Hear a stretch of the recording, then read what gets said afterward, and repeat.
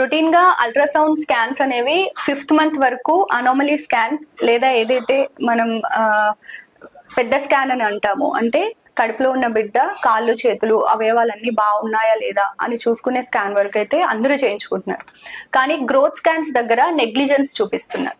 అసలు interval growth scan అంటే ఏంటి? 5 month స్కాన్ తర్వాత 7th month లో, మళ్ళీ 8th month లో, and then again 9th month లో ఇంటర్వెల్ గ్రోత్ స్కాన్స్ అనేవి రొటీన్ గా చేస్తాం. They are very important and they are need to be done.